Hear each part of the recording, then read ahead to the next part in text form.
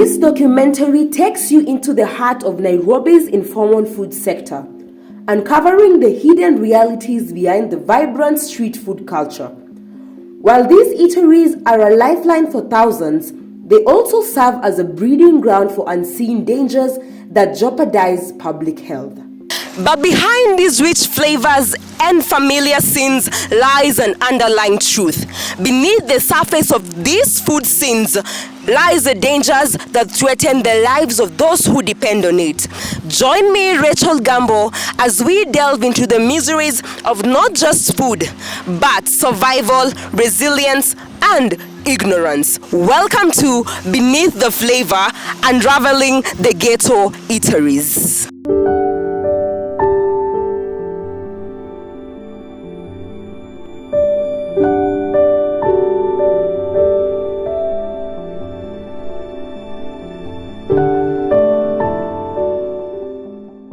This documentary takes you into the heart of Nairobi's informal food sector, uncovering the hidden realities behind the vibrant street food culture. While these eateries are a lifeline for thousands, they also serve as a breeding ground for unseen dangers that jeopardize public health. We reveal the harsh realities of poor sanitation, where food is often prepared and served in environments lacking basic hygiene standards. From uncovered meals exposed to flies and dust to the use of unclean utensils, the risk of contamination is ever present.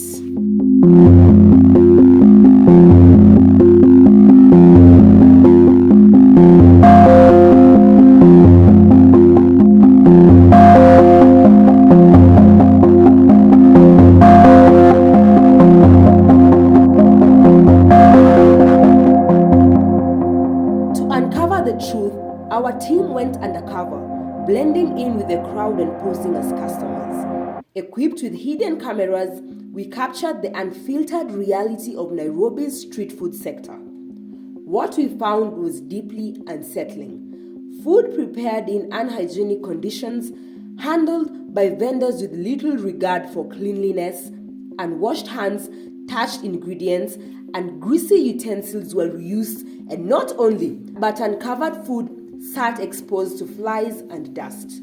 This footage reveals a stark truth: the hidden dangers that put the health of thousands at risk.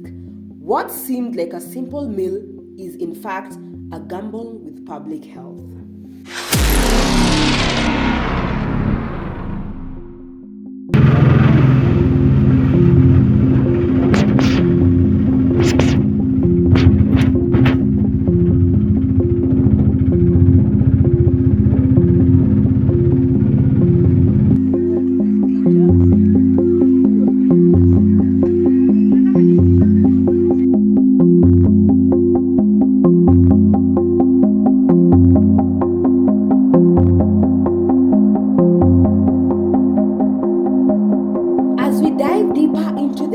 Of this crisis, we shift our focus to those in power, the authorities who are tasked with ensuring food safety and public health.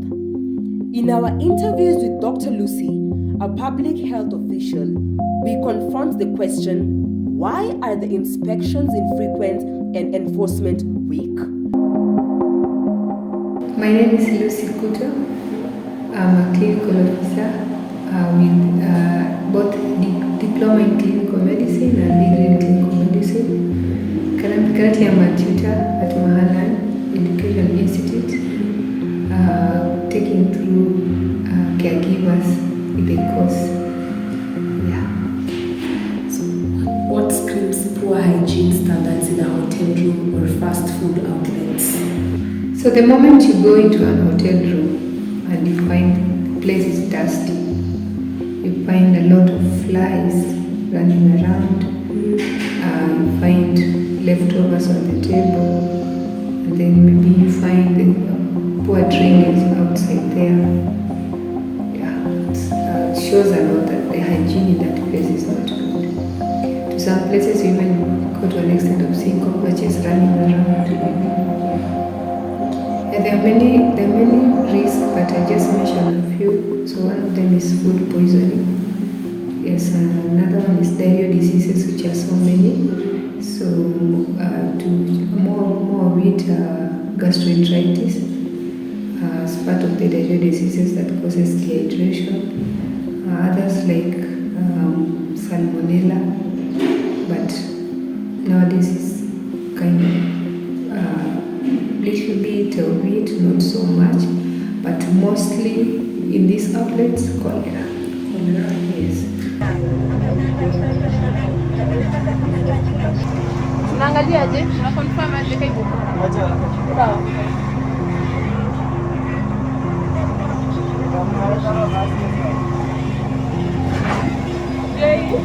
Hata unaangalia.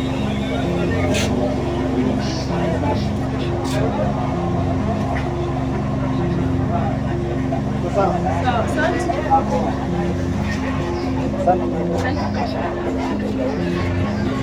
People have died and more than 50 others are hospitalized after consuming food suspected to be contaminated. This tent at the St. Mary's Hospital in Mukuru Kwanjenga slum has been set aside for patients exhibiting signs of cholera such as diarrhea and vomiting. In the narrow alleys of Korogosho, food vendors work tirelessly to make a living, often at great personal and ethical compromise. Today, our investigation takes us to meet one such vendor, a whistleblower willing to unveil the hidden practices behind the scenes, from cutting corners on hygiene to unsafe shortcuts taken to maximize profits. Their story reveals the harsh reality of survival in the ghetto food business. What they share is as shocking as it is eye-opening, shedding light on the dangers lurking behind every meal.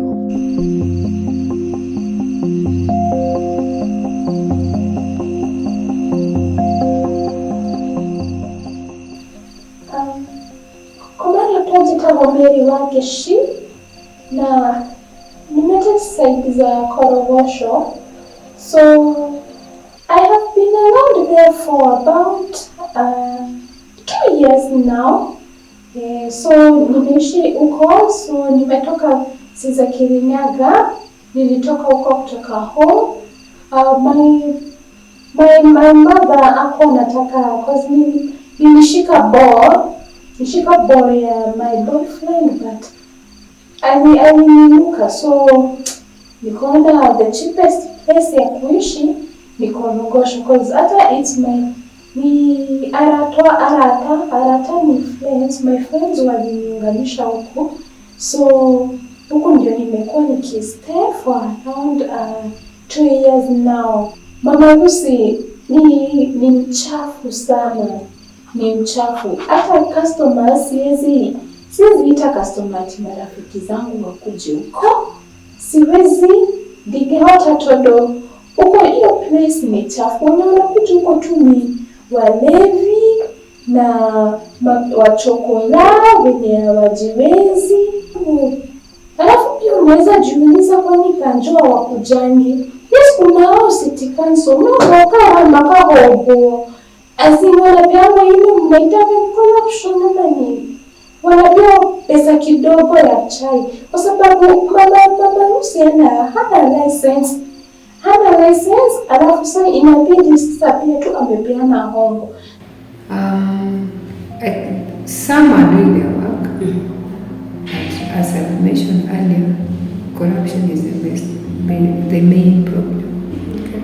So these places are not inspected, despite them having not meeting the standard for handling food. Even the hygiene standard is not good. They just go ahead and do their work. So I think they're not doing their work so well. Yeah.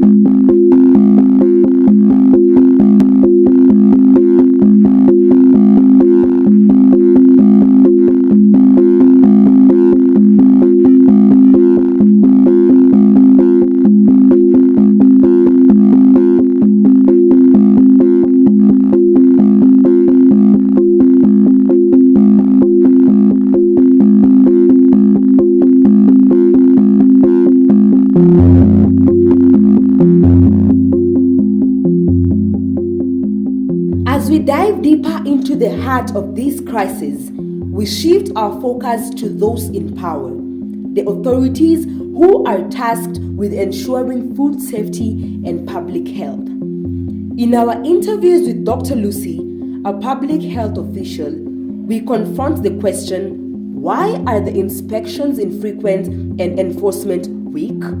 Dr. Lucy candidly shares insights into the systemic challenges facing the local government, from limited resources to bureaucratic red tape that hinders effective oversights. The problem that we have is corruption, because you see, people who are supposed to inspect those places and to close up those places, they don't do their work. Once they're given 5,000, any amount, they will not close up the place, and then that person just continues to operate the place even despite having poor hygiene.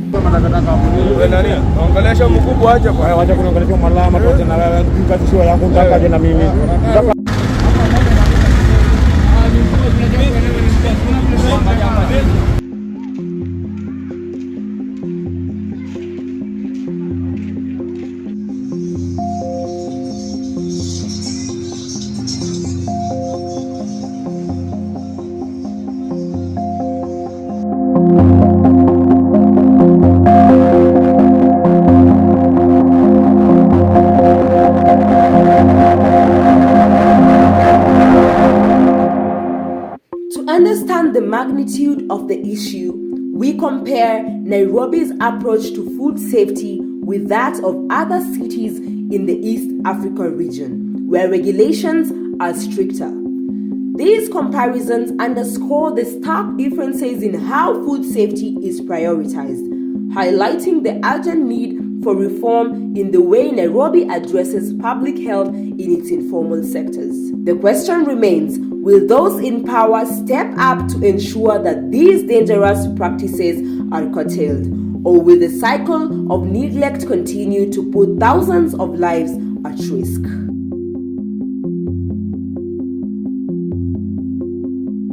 Having a good mindset is not only crucial to the food sellers, but also to the consumers.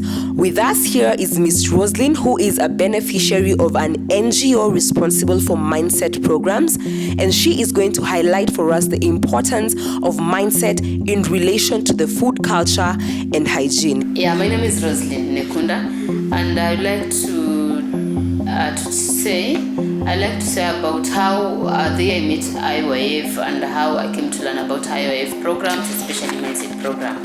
So I met IYF there 2016 because for me, I view that food is not clean. So from my perspective, hygiene is more important, because without hygiene, we find so many times we will become sick, not because of anything else, but because we just want to eat to fill our stomachs, but we don't think about our health. Through IYF programs, there's a time we went to Nairobi City County, because that time we as an organization, we came to the realization that Nairobi City County was very, very dirty.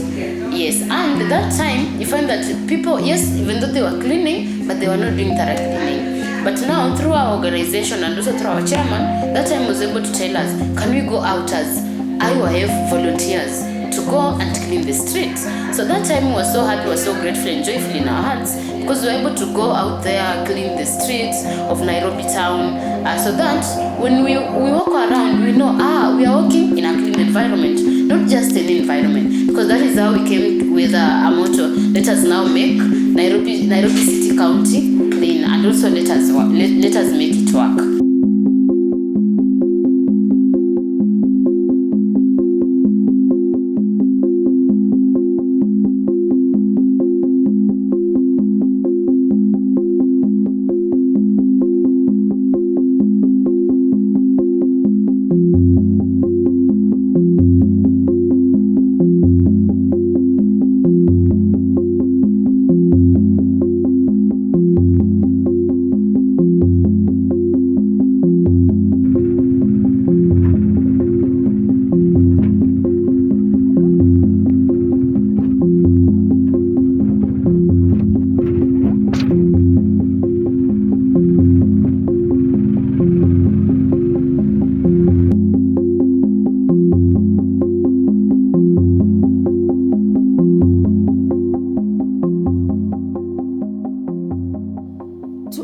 uncover the health impact of the unhygienic food practices in Nairobi's informal settlements.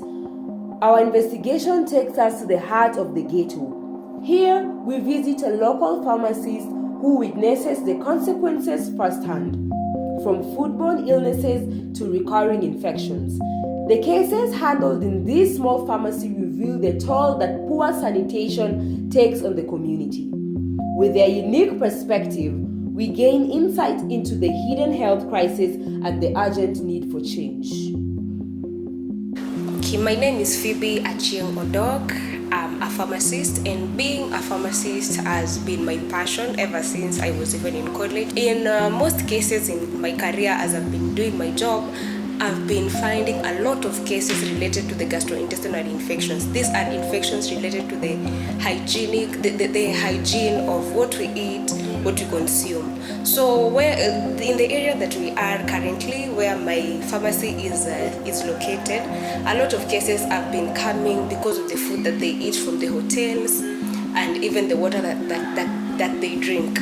So one of the things, the foods in the hotels are not cooked well, because they all need money. All they need is money. They just cook their food, not considering the health of the people.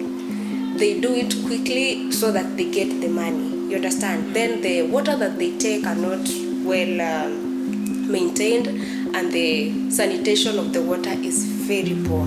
So even where they take their water from, it's only from the kiosks. You see, and they use the same jerry cans that they use in the latrines, the same jerry cans that they still use in the hotels. You understand? So it's very hard for a person like to make sure that the hygiene is on that level.